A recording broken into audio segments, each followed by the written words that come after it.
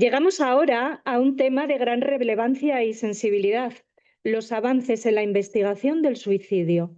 Se trata de un fenómeno complejo que requiere ser comprendido desde múltiples perspectivas: clínicas, sociales, neurocientíficas y de salud pública, para poder mejorar su prevención y su atención. A lo largo de esta mesa redonda exploraremos algunos de los hallazgos más recientes y reflexionaremos sobre los retos y oportunidades que aún tenemos por delante.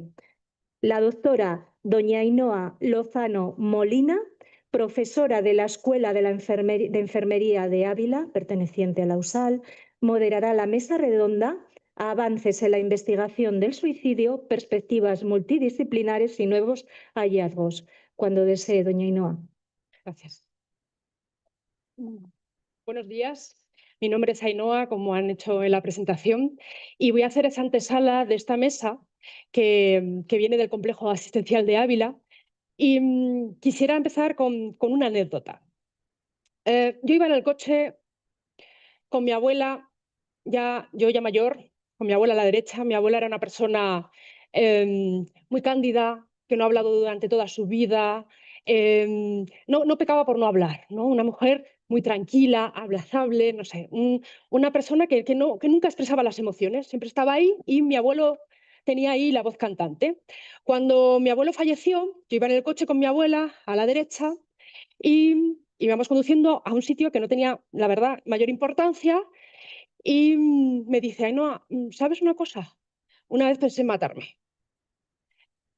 Entonces, lo primero que hice en el coche, dije: para, que tu abuela le está dando algo, porque está hablando, está expresando de esta manera. Pero me giré y mi abuela estaba mirando a la nada, ¿no? Era como un soliloquio donde ella necesitaba expresar.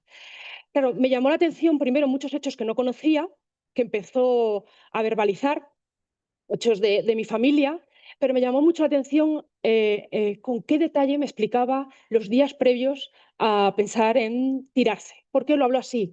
Estos días previos me pasó esto, en estas circunstancias donde viví todo esto, y cuando estaba en ese puente no me tiré porque tú ibas a nacer. Cuando hablamos de investigación, de ciencia abierta y transferible, yo creo que tiene que dar voz a este tipo de personas. Es decir, la investigación tiene que ser transferible a la sociedad, porque si no nos quedamos en artículos, en jornadas donde solamente está enfermeras o disciplinas parceladas y se queda todo en un cajón, ¿no? Entonces, yo tuve la suerte en ese camino de intentar hacer una investigación transferible, de encontrar a este equipo. Entonces, este equipo, que ya se presume que tiene un currículum amplio, que irán contando, el primer día que yo las conocí y ya estaban trabajando y haciendo muchas cosas, y le queríamos dar forma de investigación, me encontré con Alicia Jiménez Castero, que es psicóloga clínica. Y lo que me llamó la atención es las ganas, que fue incombustible, que lidera a un equipo que es de 11 personas. Hoy viene una representación multidisciplinar, y tenía muchas ganas de hacer muchas cosas, ¿no? A su lado está Nélida Echevarría Hernández, que es facultativo especialista en psiquiatría de allí. Y yo a Nélida me la encontré muy seria el primer día. Y estábamos hablando de investigación y de hacer, y cuando terminamos de hablar, la veo seria y le digo: Nélida, estás muy seria, ¿quieres compartir algo y decir? Que además tiene un perfil gestor. Y me dice: yo estoy encantada. Y no, es que estoy encantada, se pueden hacer tantas cosas por las personas de suicidio. Es decir, no estaban pensando en resultados, estaban pensando en la población de Ávila que tiene esta incidencia. A su lado está Paula Abril Borges, también facultativa especialista en psiquiatría, que cuando salíamos de esa primera reunión, íbamos andando, me contaba cómo me lo contaba, ¿no? Esa pasión de lo que hace, ¿no? Que espero que hoy os transmita aquí. Y por último, tengo a mi derecha a Elena Ferreiro Tiemblo, que es enfermera, especialista en salud mental, que es perfil de joven investigadora con mucho conocimiento y que tiene ganas de, bueno, pues de hacer muchas cosas, ¿no? Y de seguir aprendiendo y transmitiendo, que fue, bueno, la persona que yo creo que hace que hoy estemos todo el mundo aquí. Por lo tanto, como veis, queremos romper esta cuarta pared. Nos quitamos esta mesa, personas que me decían: Ainhoa, este aforo, tanta gente, pues vamos a romperlo, vamos a explicar lo que es la clínica con mirada científica, y para eso vamos a ir bueno, haciendo preguntas. Pero hay un micrófono ya por ahí, que el que quiera cortar preguntar, debatir, por favor, les animo a ello. Por lo tanto, empiezo, Alicia, con la primera pregunta. ¿Cómo se crea este grupo? ¿Qué profesionales hay? ¿Qué perfiles? Cuéntanos. Se oye bien, ¿verdad? En primer lugar, en nombre de todo el equipo, dar las gracias a Invescol. Es un honor para nosotros estar aquí hoy. Y bueno, la suerte la tuvimos nosotros, Ainhoa, contigo, perdona. Fue a través de Elena como pudimos conocerla y ha dado un impulso bastante importante al equipo. ¿Y cómo empezó todo este jaleo? Porque esto al final se empiezan a cruzar las cosas y las cosas van saliendo. Yo soy psicóloga clínica, pero vengo del mundo legal. Yo trabajaba y tengo mi plaza como psicóloga forense en el Instituto de Medicina Legal de Ávila. Cuando yo compartía allí el tiempo con los forenses y cuando llegaban del levantamiento de un cadáver por suicidio, pues siempre había alguna frase: se ha quedado sin trabajo, consumía. Y yo me consumía porque veía que había mucha información que había que recoger y que no sabíamos y que había que hacer algo. Pero es muy difícil en ese momento de un levantamiento intentar hacer ese trabajo. Yo desistí. Y hace 4 años y medio dije, me voy al SACIL porque quería un poco cambiar de trabajo. Y entonces allí ya tuvimos la oportunidad de hacernos la pregunta al revés: de las personas que se suicidan, de nuestros pacientes, ¿quiénes, quiénes estaban aquí? ¿Cuántos estaban con nosotros en seguimiento? Porque es que esas respuestas no las teníamos, no las sabíamos. Y entonces hicimos un primer convenio de colaboración, el Instituto de Medicina Legal y el Departamento de Psiquiatría. Teníamos un poco la ventaja que yo podía hacer de enlace, porque unir a dos administraciones como Sanidad y Justicia, ya os digo que es bien complicado y no en todas las provincias se puede hacer. Entonces empezamos con un convenio muy modesto. Analizábamos los datos de los suicidios consumados y Paula, que está aquí, que fue la primera que lo hizo conmigo, dijo, bueno, Alicia, ¿por qué no recogemos también los intentos de suicidio? Como Ávila es una ciudad pequeña, teníamos la N entera. Todos los intentos de suicidio que van a las urgencias psiquiátricas podíamos recogerlos, entonces teníamos las dos muestras. Y así empezó año tras año, íbamos a la sesión clínica, venían los forenses y poníamos en común todos qué suicidios, qué intentos, y siempre la frase era: y hay que dar un paso más.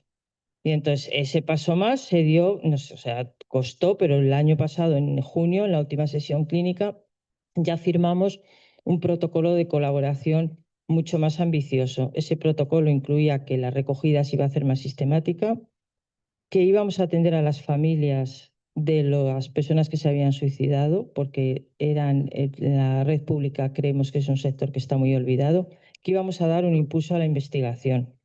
Todo ello siempre teniendo en cuenta la confidencialidad de los datos, porque teníamos que tener muchísimo respeto hacia este tipo de personas.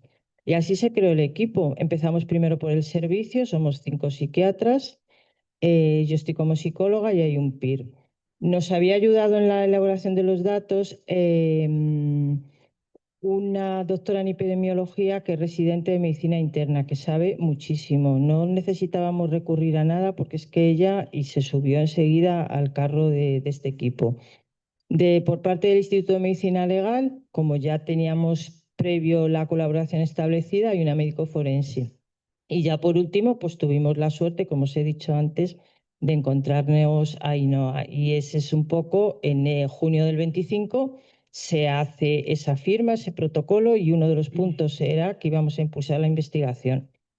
Y ahí en ese punto estamos, ¿no? Que creamos el equipo y a partir de ese momento pues empezaron las reuniones, los trabajos, la revisión de datos y ahí estamos. Desde la práctica clínica, Nelly, ¿qué os hizo ver que hacía falta investigar más en suicidio?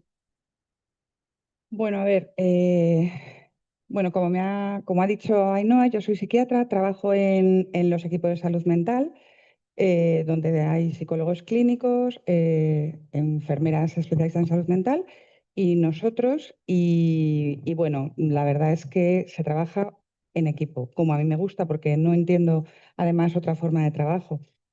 Y pues como facultativos y como profesionales de la salud mental, algo que nos preocupa tremendamente pues es el suicidio. Es decir, sigue siendo uno de los grandes desafíos tanto para la salud pública global, no solamente por su magnitud, sino por su complejidad, su heterogeneidad y en gran medida, que es algo que hay que reconocer y que creo que hay que decir abiertamente, la dificultad que hay para predecirlo y, claro, obviamente para prevenirlo de manera eficaz, independientemente de que nos dediquemos casi en exclusiva a tratar a esos pacientes que están en una situación más crítica, ¿no?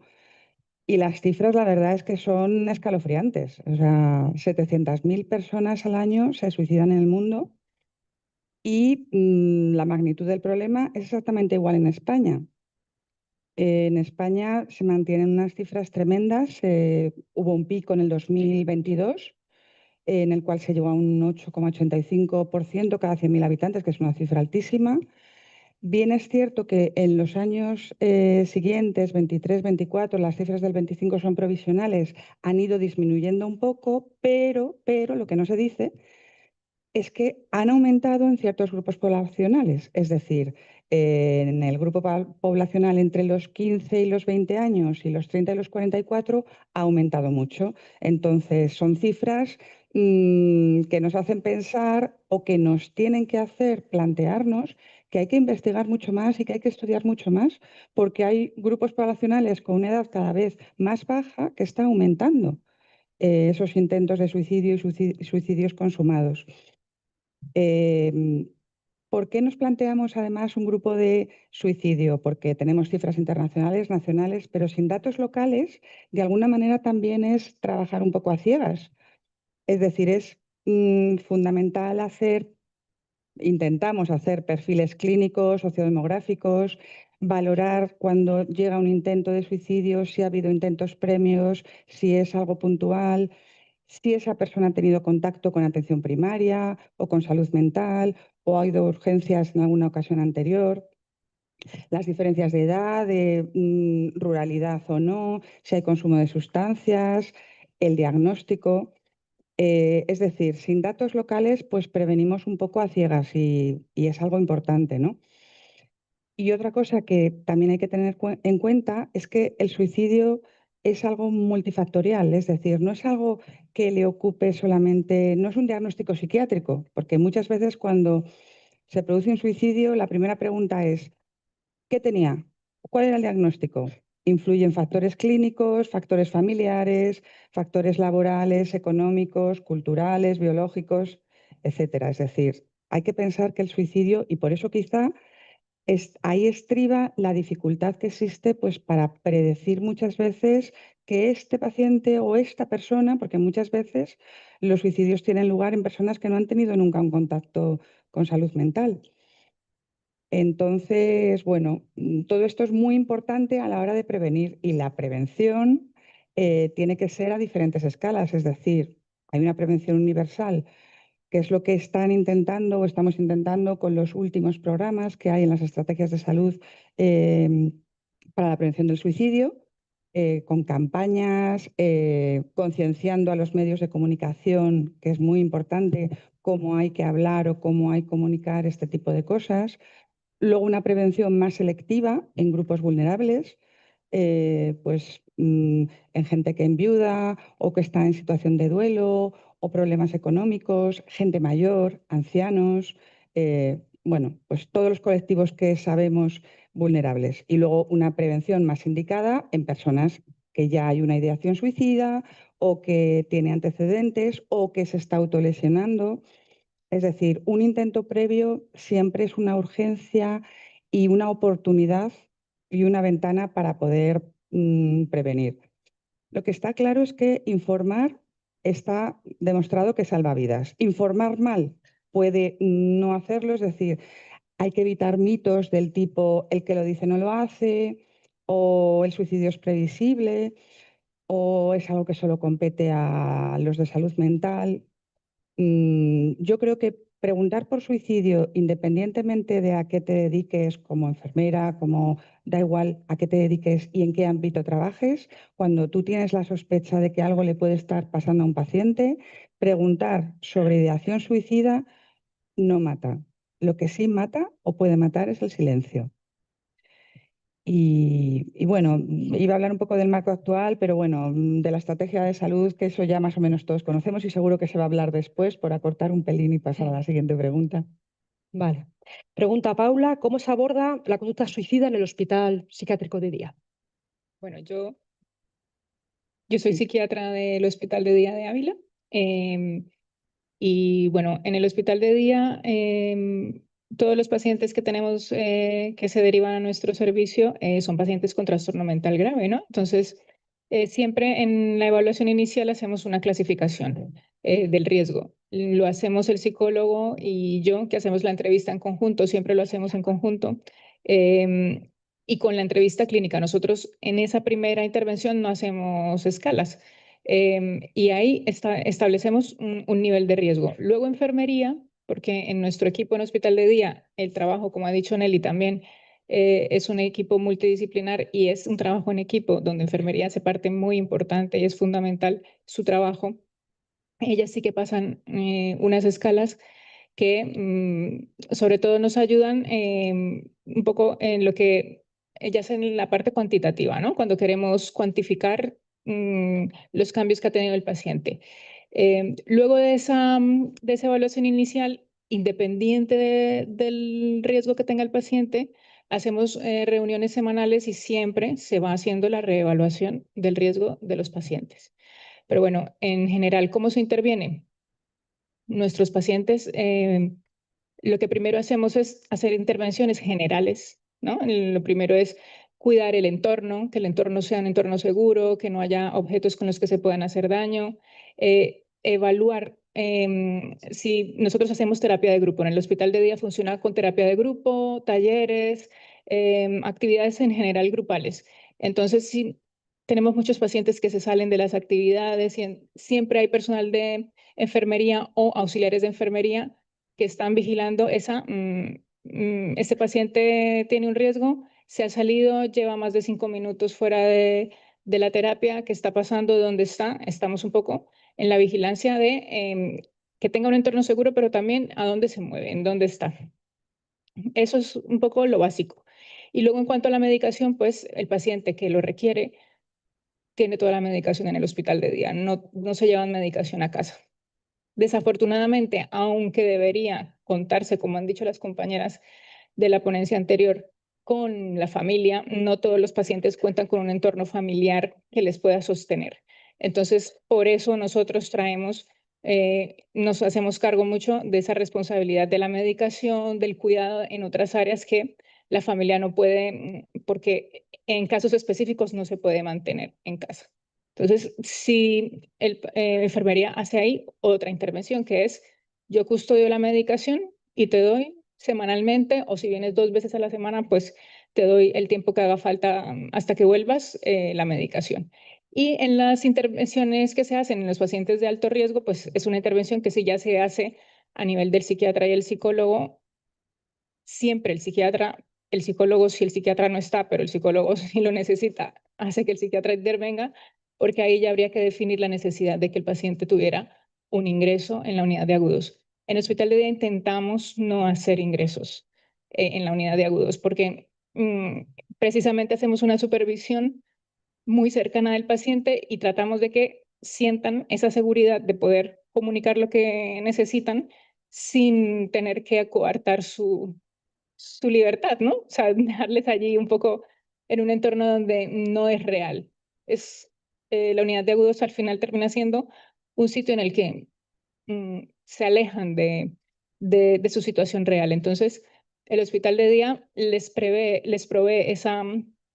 eso que no tienen de me siento mal, llamo, me siento mal, voy, me siento mal, hablo contigo, aunque no tengan en su entorno a nadie más, nos tienen a nosotros. Entonces, vienen a diario si hace falta, pasan toda la mañana con nosotros. El que no puede porque tenemos un problema grave de desplazamiento, personas que viven a muchos kilómetros de distancia y que no tienen los medios económicos para venir y aunque les pongas una ambulancia dicen es que todos los días 3 horas, 1 hora y media de ida y 1 hora y media de vuelta me deja hecho polvo, pues el seguimiento telefónico está al día para prevenir cualquier incidencia o que el paciente llegue a un desenlace que no queremos, ¿no?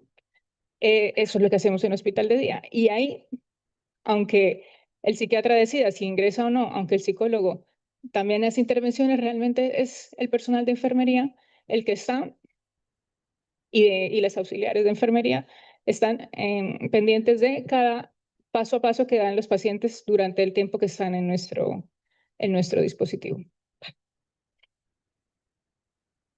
Hablando del perfil enfermero dentro de estos equipos, ¿no? Hay unos retos que existen para el abordaje de la conducta suicida. Cuéntanos tu perfil, cuéntanos qué retos tenéis. Bueno, yo como me ha presentado Ainhoa, me llamo Elena, soy enfermera y creo que como nos habrá pasado a muchos en la carrera, el tema de la investigación era una cosa que yo jamás iba a entender, necesitaba aprobarlo para tener el título, pero nunca pensaba que me fuera a interesar. Después de eso, yo me fui al País Vasco, a Vitoria, a hacer la especialidad de enfermería de salud mental. Y para mi sorpresa me enamoré más de la especialidad, pero también me enamoré de la investigación. Allí pude ver todo lo que realmente las enfermeras podemos hacer en cuanto a investigación y los resultados positivos para el paciente, que es lo que realmente importa.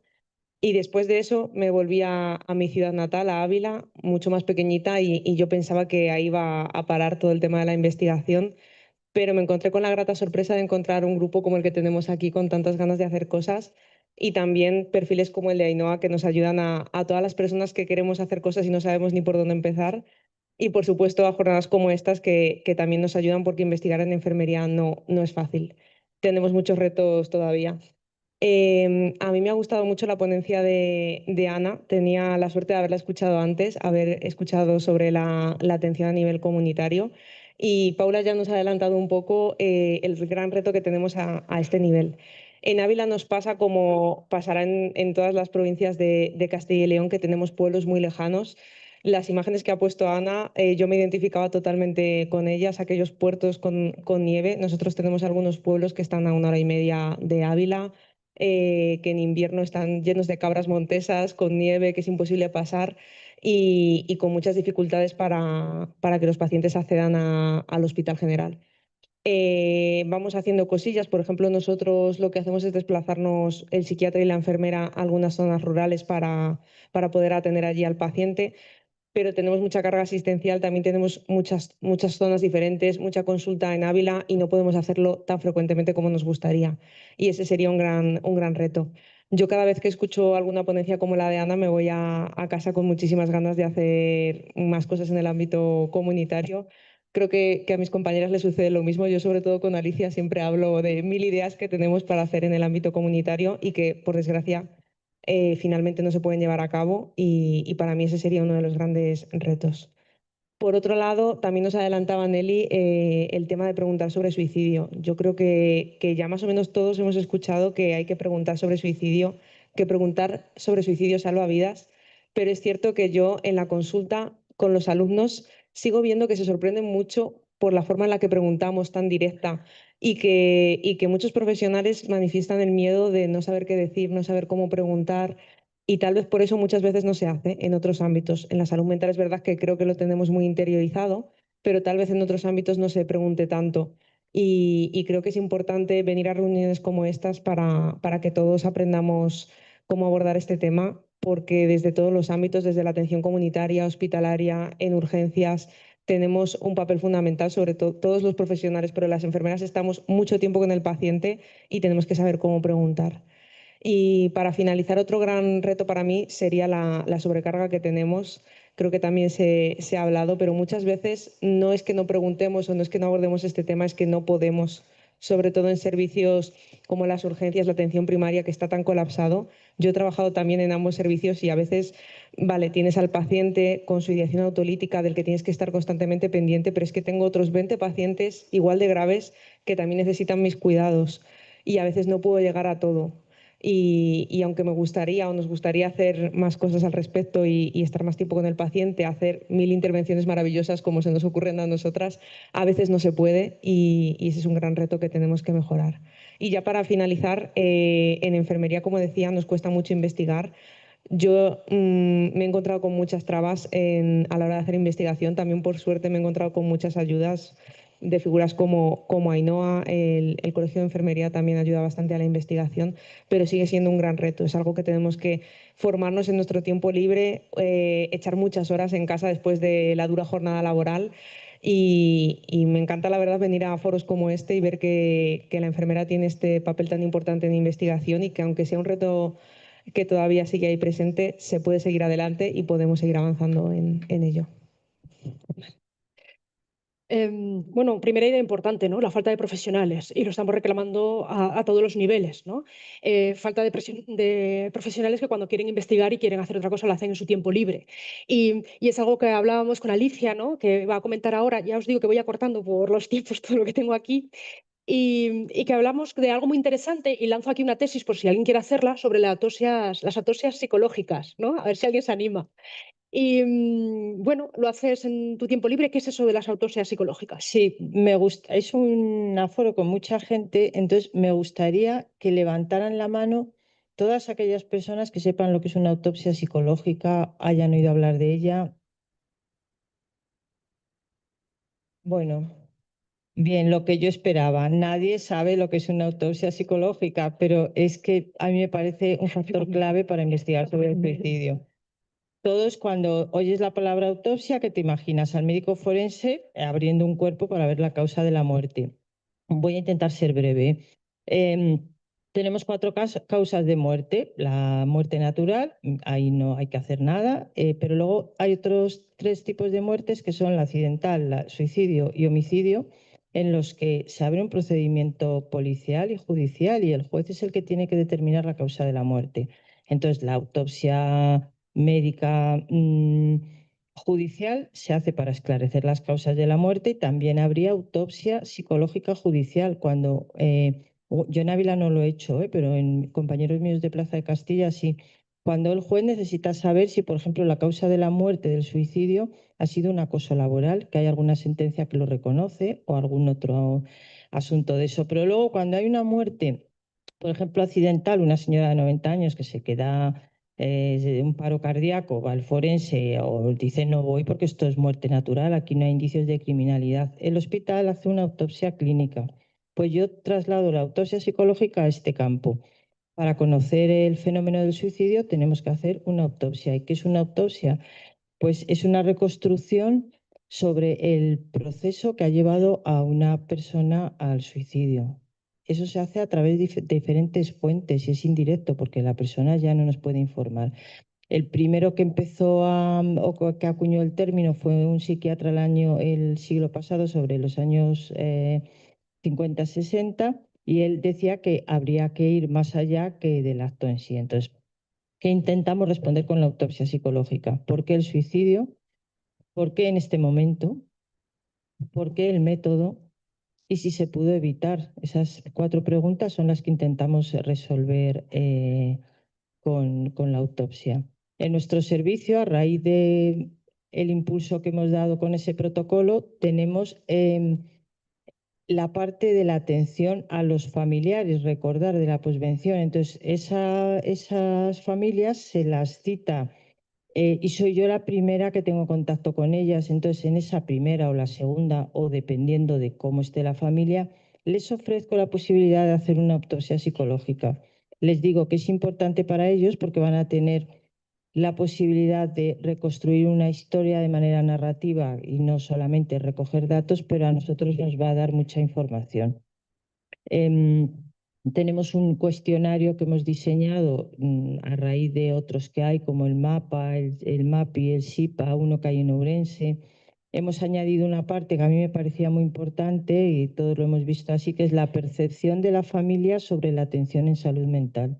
Y yo ahora pregunto a la familia cómo se sintieron sus familiares, los que tenían evidentemente contacto con salud mental, porque ellos también nos dicen cosas que son importantes para todos y que no sabíamos. Y es algo sobre lo que tenemos que trabajar mucho. Y luego, por último, bueno, para la investigación yo creo que es importante porque nos ayuda a ver, a identificar patrones, factores de riesgo y de protección pues con más detalle. Nos permite también la posibilidad de ver si el contacto con salud mental ha sido o no adecuado, si hemos fallado en algo que hemos hecho bien. Y todo eso nos ayuda a generar hipótesis más sólidas, que son fundamentales para la investigación, y también a diseñar estrategias de prevención. Y eso es importante. Y hay, fijaros, hay grupos en los que el suicidio, como por ejemplo los trastornos límites de personalidad, sabemos que es un grupo de riesgo que conocemos bastante bien, aunque podemos conocer más, pero hay 4 grupos en los que tenemos que investigar mucho, que son población anciana, que ya adelantó Nelly, en personas que se suicidan con factores inespecíficos. Hay algún factor, pero no se sabe muy bien qué. En personas que se suicidan en el primer intento.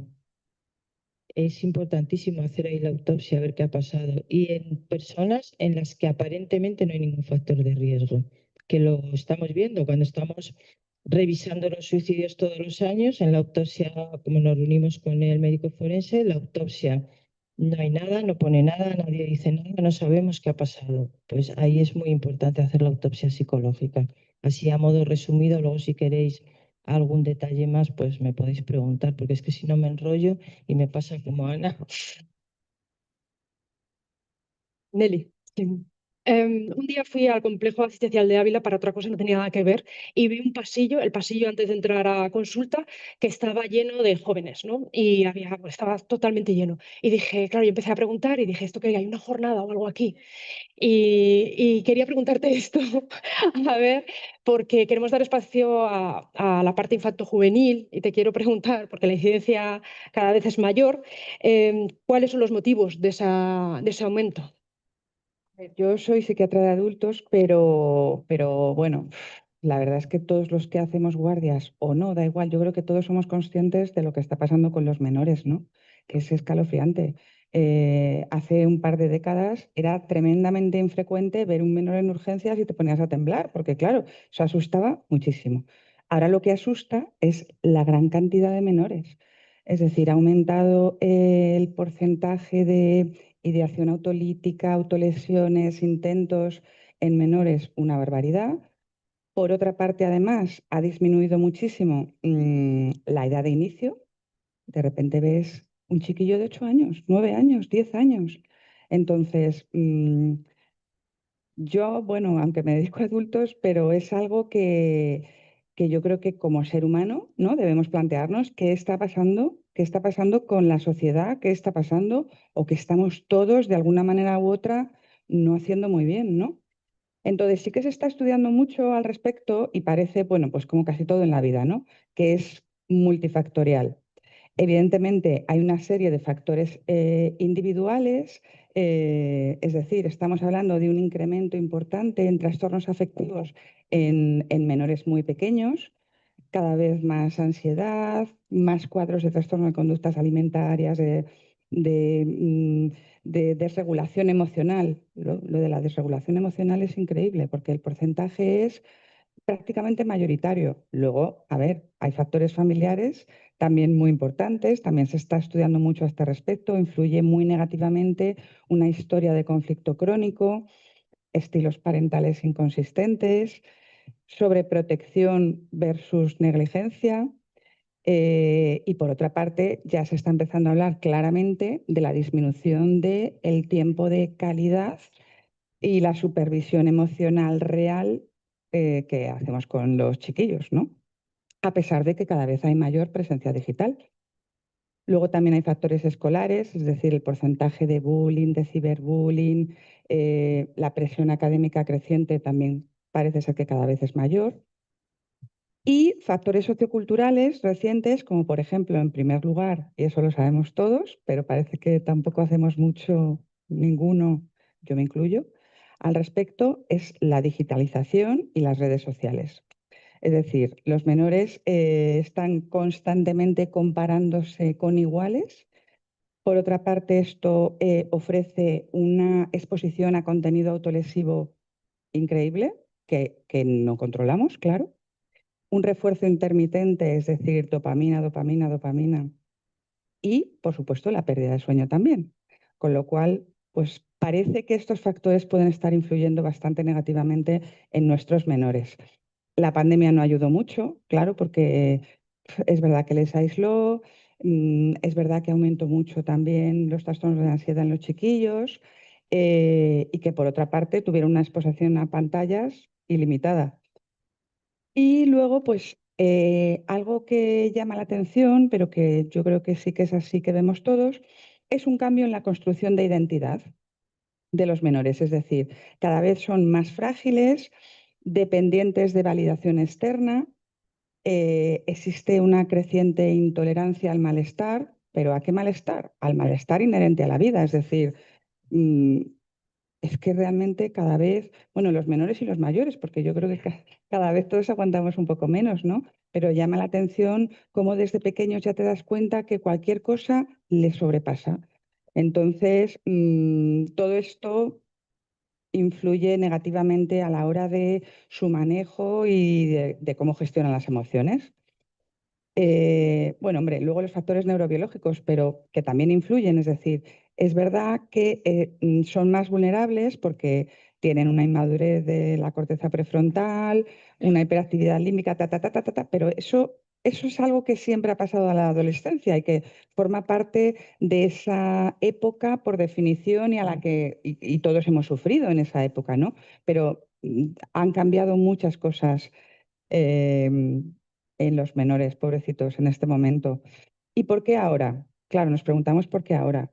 Pues el aumento no se explica solamente por un aumento de casos de aumento de trastornos afectivos, que también, que es verdad que cada vez hay más chiquillos deprimidos, sino como comentaba, hay una mayor vulnerabilidad emocional, una menor red de contención, pero real, que verdaderamente contenga, entornos cada vez más exigentes y comparativos, un acceso continuo a estímulos desreguladores y luego, pues un cambio muy importante en la tolerancia al sufrimiento. Cada vez se tolera menos, entonces al tolerar menos, pues obviamente hay mucho más desbordamiento.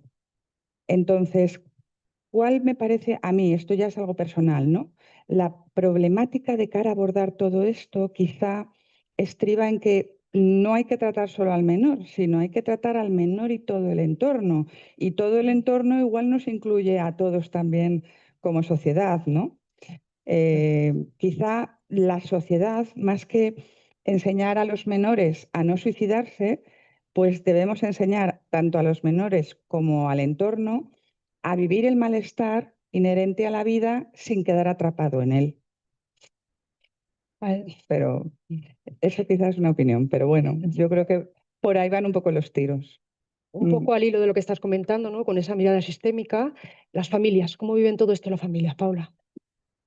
Las familias de las personas que cometen un acto suicida y que lo consiguen, o en el caso de lo que habla Nelly, por ejemplo, los niños que realizan intentos suicidas, o no nos vayamos hasta allí, pero que empiezan con autolesiones, pues el impacto es importante, ¿no? Entonces, siempre, y ahí enlazamos también un poco con lo que decía Alicia de la intervención a familiares, que nosotros lo conocemos en nuestro ámbito como la posvención, que es la intervención al entorno familiar. Pero no solamente las familias están afectadas. En el suicidio no es algo que sea un acto único que ocurre hoy y le afecta a la persona que fallece. Le afecta a su familia, le afecta a sus amigos, a sus compañeros de trabajo y le afecta incluso a si es una persona que ha estado en algún servicio de salud mental o que se ha ido de alta de la unidad de agudos, pues afecta al personal que le ha estado atendiendo, al equipo de enfermería, a su psiquiatra, pero también a su médico de atención primaria que lo conoce de toda la vida, o a la enfermera que lo atendió hace 2 días para tomarle la atención y no se dio cuenta que la persona se encontraba sufriendo, ¿no? Entonces, esto es algo grande, no es solamente que es muy importante la prevención y conocer el perfil de los pacientes y ver, pero cuando ya ocurre, hay otro grupo de personas que entran a ser parte de las personas en riesgo, porque esto genera unos duelos complicados, genera una sensación de culpa en las personas cercanas, en decir qué hice mal, qué hubiera podido hacer diferente. Si yo no le hubiera dicho esto ayer, igual me hubiera podido contar lo que le pasaba y le hubiera ayudado, ¿no? Surgen todas estas dudas en la familia y en personas muy cercanas, ¿no? Entonces, tenemos que acompañar. Vuelve otra vez y hay que recoger.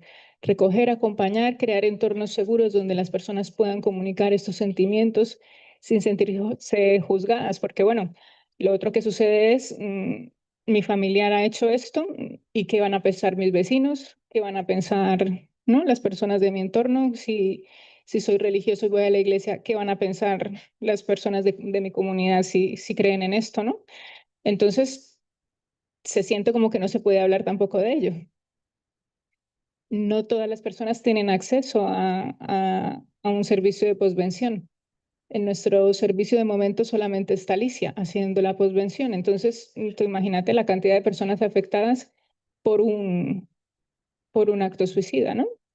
Entonces, tenemos que poder hablar de ello.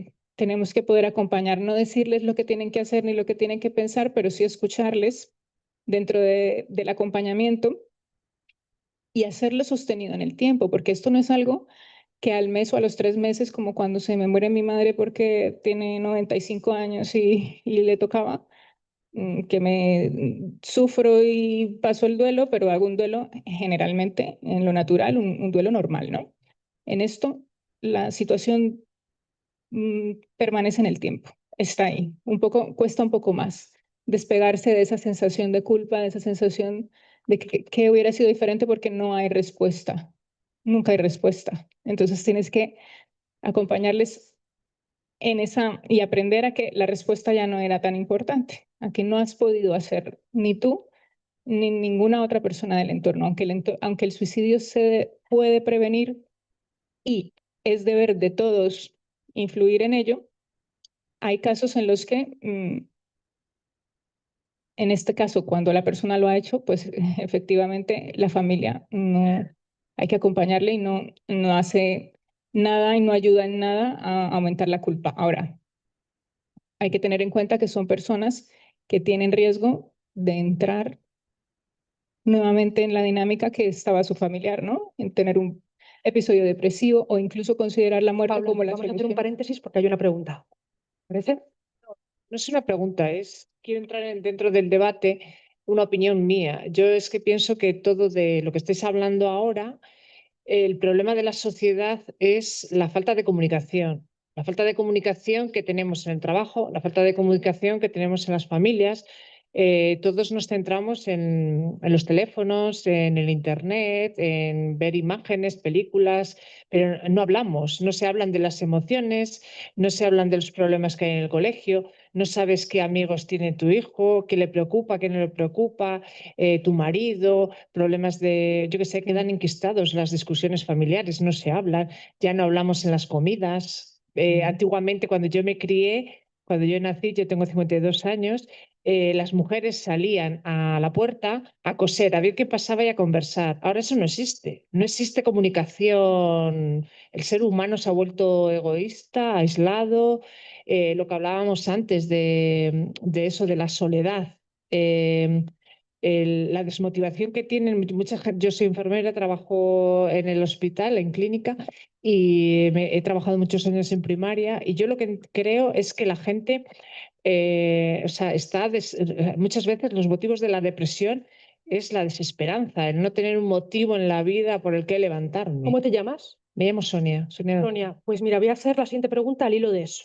Es decir, ¿qué investigaciones hay ahora mismo? Termina tú ahora y... Para complementar lo tuyo, Sí. efectivamente. De hecho, lo que hacemos, bueno, con los familiares hay un protocolo que tenemos para esto. En los casos de menores, cuando han ocurrido suicidios en niños, se hace intervención en el entorno en el entorno escolar, perdón, por parte del equipo de salud mental de nuestro hospital, porque es importante saber comunicar las noticias. No hay que hacerlo de forma correcta, porque en los entornos vulnerables el suicidio puede tener un efecto llamada, entonces tenemos que saber comunicar estas noticias a estos entornos.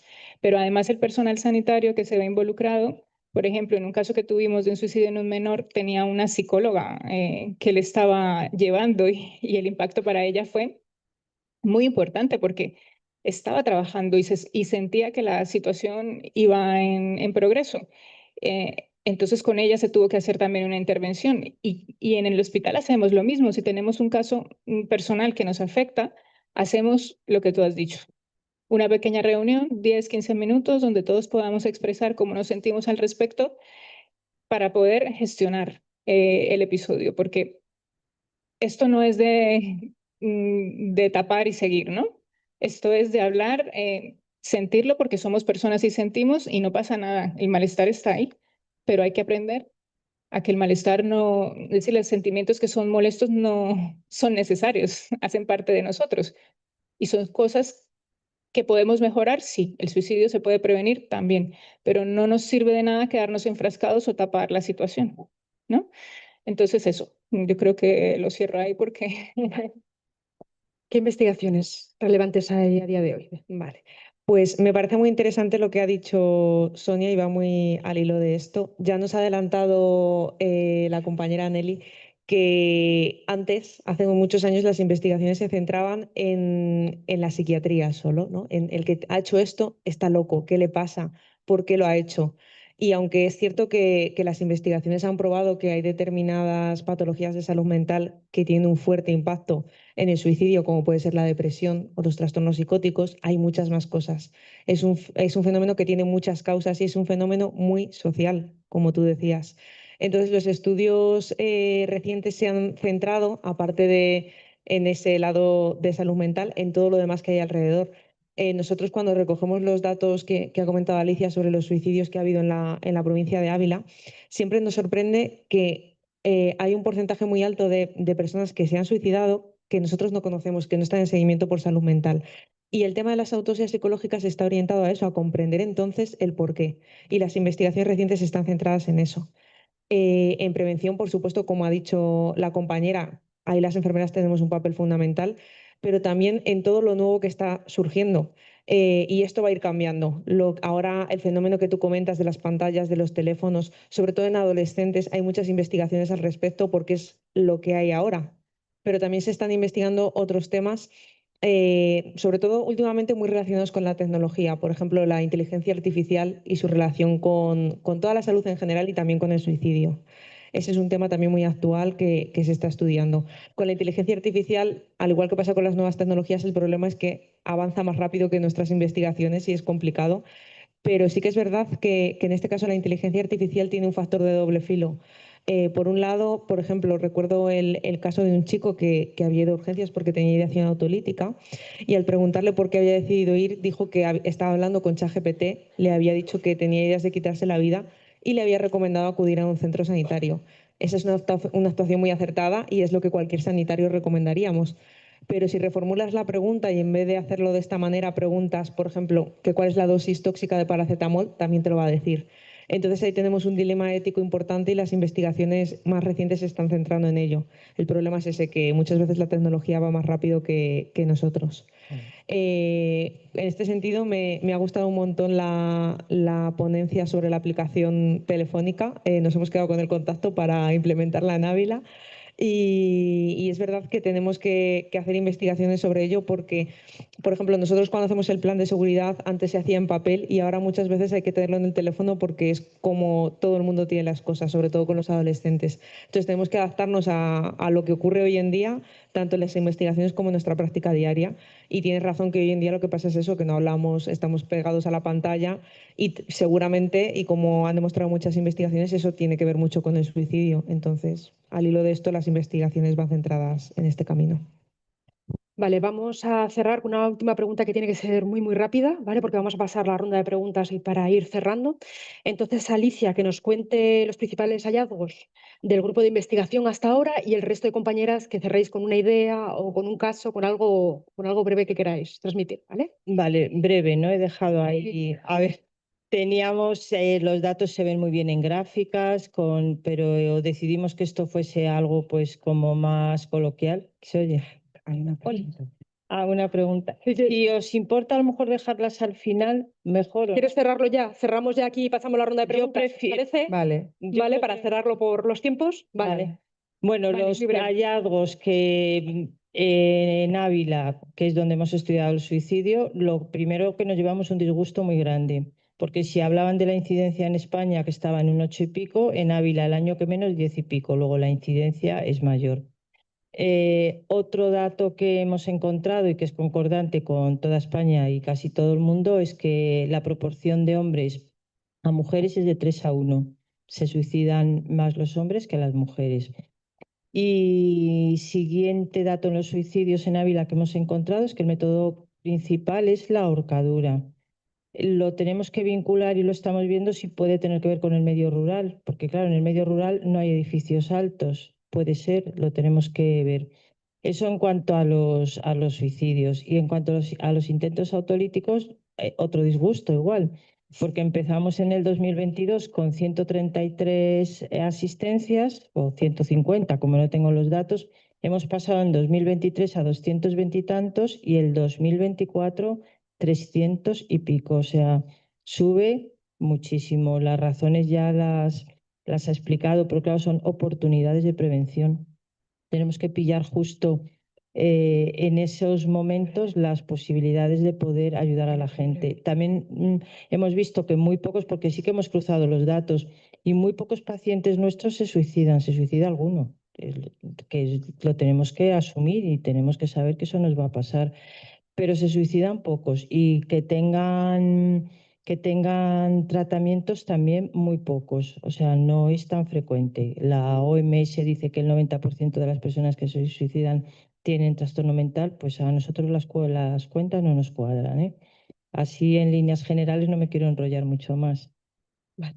¿Una idea que queráis cerrar para pasar a la ronda de preguntas? Vale. Una idea muy rápida. Yo, bueno, al hilo también quizá del tema de menores del que he hablado, yo diría que muchas veces los gestos, las autolesiones que están aumentando tanto, no son intentos de morir como tal, y en los adultos igual.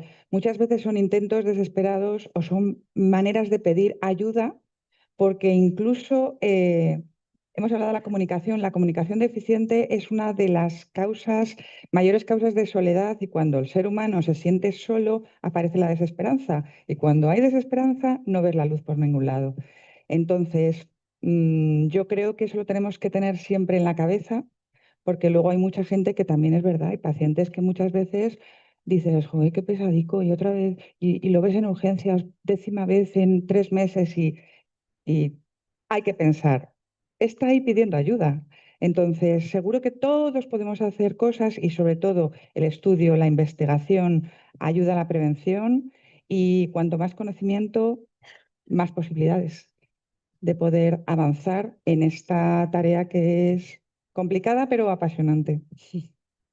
Pues en esa misma línea del conocimiento, en lo que me compete a mí, que es el Hospital de Día de Psiquiatría, tenemos que estar adaptándonos mucho a la intervención en la prevención en suicidio, porque tenemos casos interesantes o patologías interesantes que no se pueden intervenir de la misma manera. Por ejemplo, cuando tenemos un grupo de autismo y en el grupo de autismo tenemos alguno o algunos chicos con ideación autolítica, la intervención no se puede hacer de la misma manera. Entonces, tenemos que conocer, tenemos que aprender, tenemos que estudiar, porque aunque haya formas de suicidio, hay muchas cosas escritas, pero hay muchas cosas que no están escritas tampoco. Y tenemos que adaptarnos al paciente, a lo que necesita el paciente y a lo que le funciona al paciente. Por eso esto que han hablado antes de la musicoterapia, nosotros allí no hacemos eso. Yo estuve en un hospital de día en Cádiz que hacían un montón de cosas maravillosas con terapia ocupacional más que enfermería, porque tenían bastante más terapeutas que enfermería, pero creo que son cosas que funcionan muy bien. Nosotros, por ejemplo, para autismo usamos el procesamiento sensorial y entonces ayudamos a los niños o a los chicos, les digo yo niños, pero son adultos, mi hospital de día es de adultos, pero es que les cojo mucho cariño. A tratar su problema desde lo que ellos necesitan, porque no es ni siquiera uno igual que el otro, aunque tengan el mismo diagnóstico. Entonces es decirles que continúen por el camino que van. Si están aquí es porque les gusta estudiar, pues hay que seguir estudiando y enterándose de casos en los que nos cuesta un poco más. Hay gente con la que podemos intervenir de la forma tradicional y hay otros con los que nos toca pensarlo un poco más.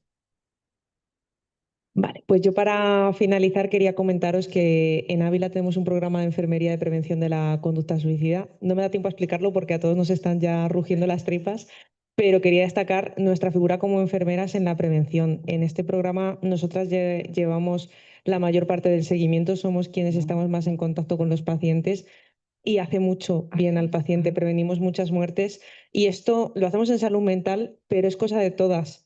Tenemos todas que actuar en la prevención del suicidio y las enfermeras tenemos una figura fundamental. A veces no nos lo creemos, pero es así.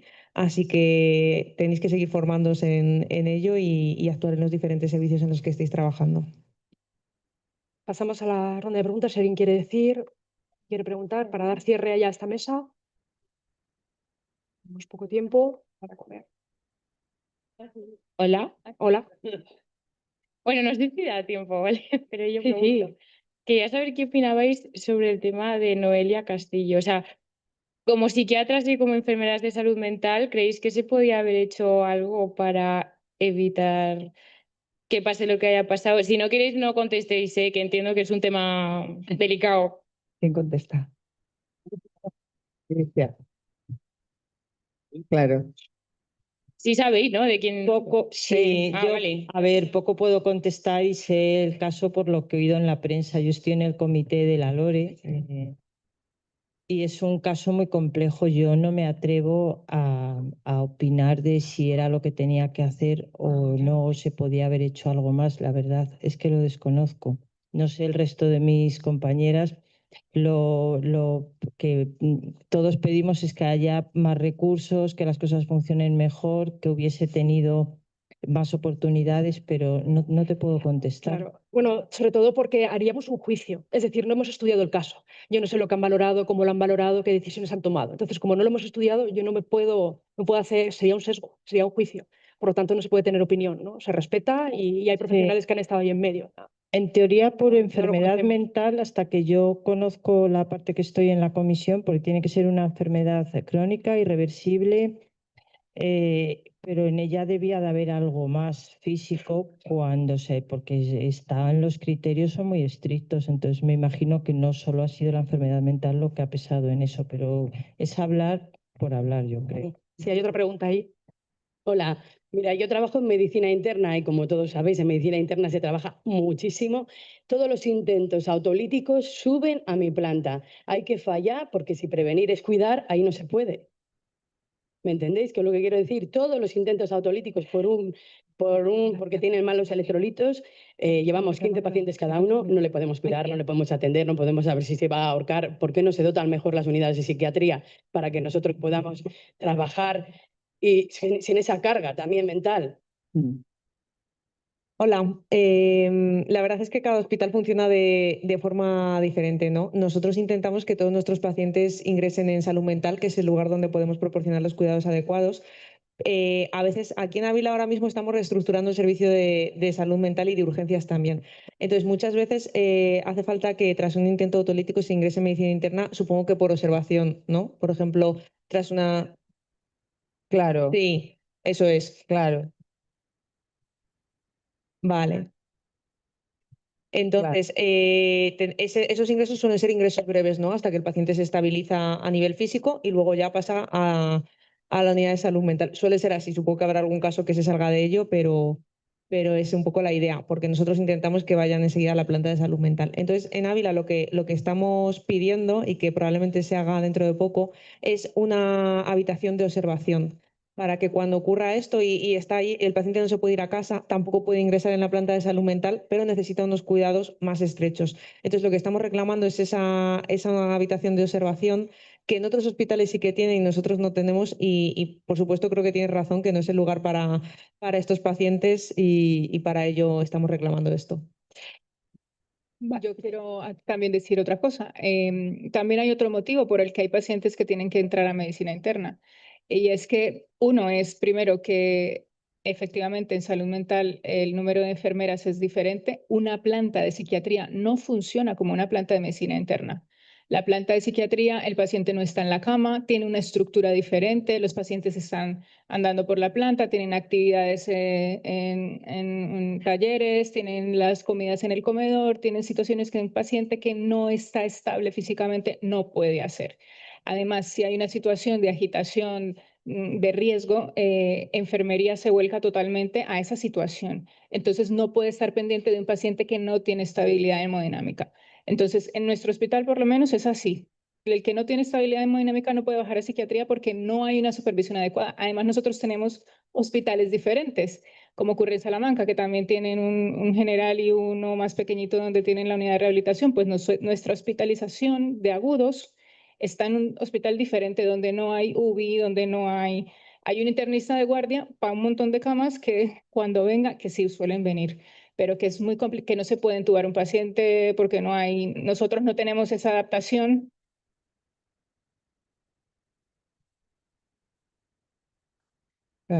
Claro, era lo que decía un poco Elena, ¿no?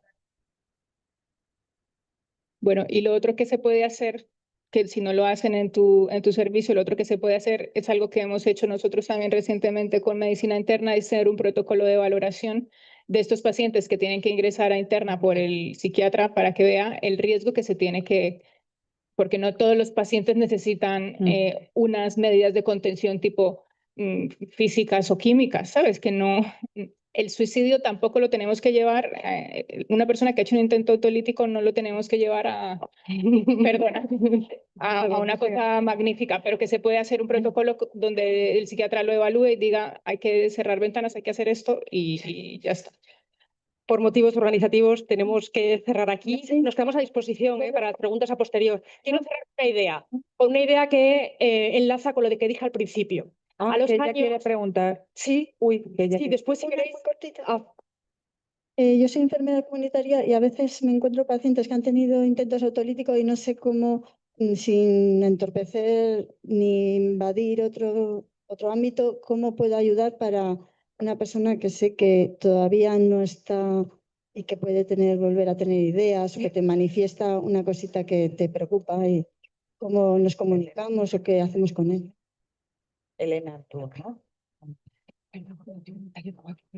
Me comenta Ainhoa que hay un taller luego de eso, el taller 4, así que te lo van a explicar Ah, perfectamente. Empezamos ahí. Pero así muy rápidamente, vuestra labor es fundamental, estáis muchísimo con el paciente y muchas veces seguramente os cuenten a vosotros que tienen estas ideas. Hay que preguntar, no hay que tener miedo de preguntar. Obviamente hay que saber cómo, esto te lo van a enseñar después en el taller, nos falta mucha formación y hay que formarse. Y si tienes cualquier duda antes de hacer daño, Un segundo, silencio, un segundo. pregunta a los profesionales. Nosotros estamos disponibles, tenemos mucha coordinación con atención primaria. A mí me llaman para preguntarme este inyectable tan raro que ha salido nuevo, no sé ni cómo se pone, y también para esto nos podéis llamar. Además, nosotras trabajamos por cupo, por tanto, probablemente conoceremos a los pacientes. Nos podéis preguntar sin ningún problema y ir a todas estas formaciones que os van a ayudar. Ya lo siento por el tiempo. Vale.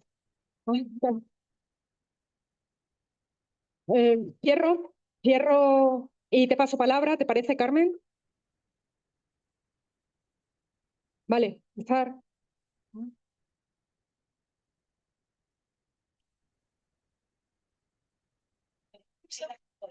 A ver, yo simplemente quería comentaros una cosa. En mi experiencia de enfermera psiquiátrica de salud mental en todos estos años, yo sigo planteándome la misma pregunta.